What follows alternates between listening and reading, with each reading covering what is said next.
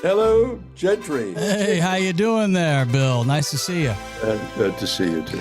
All right, our next guest has swam with sharks. He's hitchhiked across America. He's boldly captained the USS Enterprise into television immortality, killed on Carson, rocketed into space, and he even once peed out a kidney stone on national TV.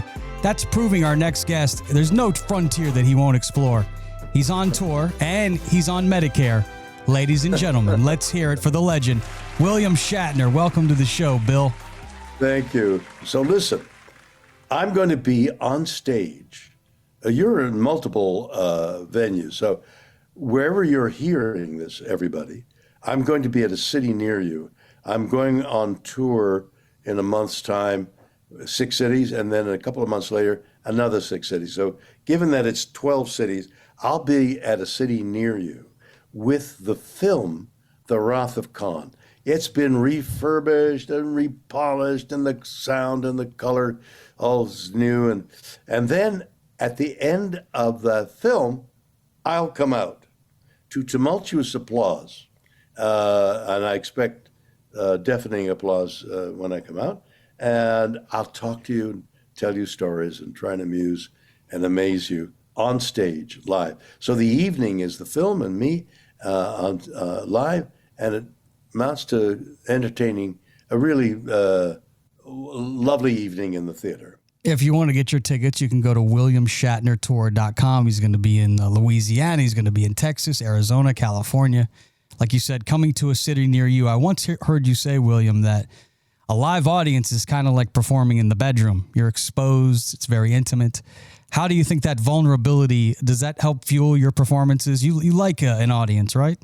Yeah, well, you know, what I've evolved to in these live performances on stage is exploring the psyche of the person asking the question. But what I find fascinating is if somebody asks me a question, no matter what the question is, buried inside the meaning of that question is the psyche, is somebody's mind working. I'd like to know X, Y, and Z. Well, why do you want to know about X, Y, and Z? What does X, Y, and Z mean to you? And we start a conversation with somebody from the audience, which inevitably is both eye-opening in its amusement and amazement, and a moment between that person, me, and the audience. It's kind of different. So I get a dialogue going with the audience that inevitably is entertaining and amusing and insightful. You mentioned music, William. You love the way that it connects people. And you didn't really grow up in a house with music. I think you only heard opera music until you were a teenager. How do you have such this connection with music when you really weren't exposed to it much as a kid? Well, I can't express it strongly enough. I have a worshipful view of somebody, operatic voice, a really, well, anybody who can stay on tune. Sinatra is equally powerful in terms of his ability to sing, as is an opera singer, but an opera singer is trained for years to have this voice, and I'm in awe of it because I can't do it. And I've got, I don't know how many albums out there now. 10 of them, I think. You got 10 albums from what I've seen. I got an album coming out soon with Brad Paisley, which Robert Chernow and I wrote the lyrics to, and Paisley has done the music in such a virtuoso fashion. He and Goldsmith, whose first name I can't think of, are two virtuoso guitar players, and they supply most of the music along with Brad's band with this album, which probably will be called Things I Have Loved, because it's all about love, but not love of some other human being, but love of music, love of health. Your health. How can I love you if I'm not healthy? Love of art, love of dance, and we've made music about these loves. And it's maybe the most entertaining, meaningful piece of music that I put out there, because the truth that I'm going to say on your program, nobody else will know this, that I can't sing. Spoken word, though, you're very smooth at that spoken word. You have like a delivery for radio, so it's great that you're on my show. Very smooth. Spoken word, and I hate that phrase because the English, well, all language has a music to it. So since I speak English, I hear the music of English and write for that music. And then somebody as great a musician as Brad Paisley hears that music that I'm trying to send forth and inhabits it, and it becomes something very magical. And this album, Things I Love, may be my finest moment as a musical performer. Well, I know you love dogs. I know you love music.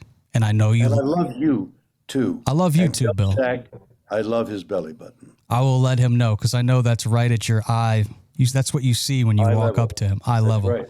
I have to have you clear something up, though, if you don't mind, on the show this week. The last time you were on, we had a clip that got like 2 million views because you said something, and then people are actually attacking me saying, that's not really Bill Shatner. That's why I'm glad you're on video this time. Huh.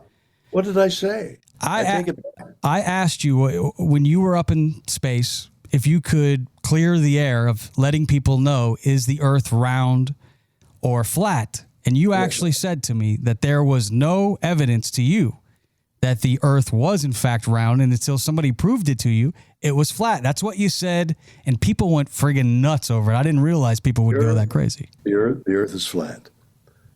The illusion is that it's round, but people are clinging to the roots of trees on the flat part because they've fallen through. So trees sending out roots are dangling there. They're the safety net for people holding on to the last moment. Then when they drop off, the mystery, the real mystery, is where do they go when they fall off the flat side of the Earth? Very interesting. A quick captain's log for all of you listening. Make sure you go see my man, Bill Shatner, Wrath of Khan tour, WilliamShatnerTour.com. Going to be watching Star Trek II, The Wrath of Khan, and then it's a questioning and answering, just like I'm having here. He's a friendly guy, as you see, and you know this is not AI. This is really Bill. I want to ask you another question. I just had Jerry Bruckheimer on last week, and we were talking about the greatest characters ever on film. And I mentioned, because he was involved in this movie, so maybe I was just stroking him a little bit, but I really like this character. He's a captain like you, but Captain Jack Sparrow.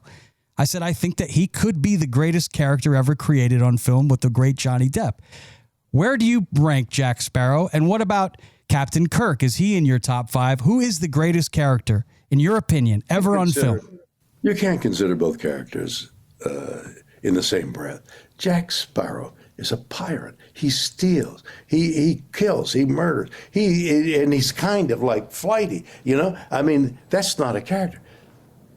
Captain Kirk is noble. He saves lives. He explores. He explores mankind's curiosity, his evidence. That's a captain, not a pirate with a sword. So who is the greatest character in the history of TV and film? Obviously, Captain Kirk is, because he's into exploration, curiosity. What's beyond the horizon? And why is the Earth flat? He tries to figure out why. There was a time when you were on the show that you told me you get a tingle in your spine when you learn something new. I'm curious, Captain. What is the last thing? You're 94 years old, which, by the way, you're an inspiration, and God bless you. I hope you live to 194. But after all these years, is there something that you have learned recently that has given you that tingle, or is that tingle gone? Yes. What is it? Superposition. What's that? See, it's one of the great mysteries of our life, one of the great mysteries of a recent discovery. It's quantum physics. Superposition is a particle doesn't exist until you observe it. And when you observe it, it comes into being. When you don't observe it, it goes out. It ceases to exist. Is that like the craziest science fiction thing you've ever heard? I just got the tingle, Bill. I'm tingling. I tingle when I talk about it. It may be the phone, but it may be a tingle.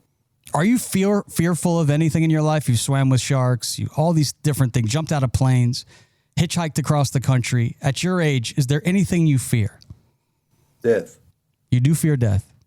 Hmm. Interesting. Well, you and I. You've had such a hell of a run. I would think after all these years. If or when I should die, you and I will cease to have what we think of as an amusing conversation. Do you think that there is more to life than beyond this life? More than just you and me? It's just an opinion. It's everybody's opinion. And my opinion is we survive, our essence survives somewhere, but our body disappears, which is why when I die, I will have a tree planted over me, which will be my gravestone. The tree will use my body's nourishment to grow and will become a wonderful, life-giving entity on our earth. God bless you, Captain. Stay prosper. What's the line from the Star Trek? Don't go broke. Okay. Pay your taxes. I will do that, sir. God bless you, and thank you for your time. And we'll go see you. Go to WilliamShatnerTour.com and get your tickets to see an experience like no other with the great William Shatner. Thank you. God bless you. Thank you. Pleasure to speak to you. Peace out, sir.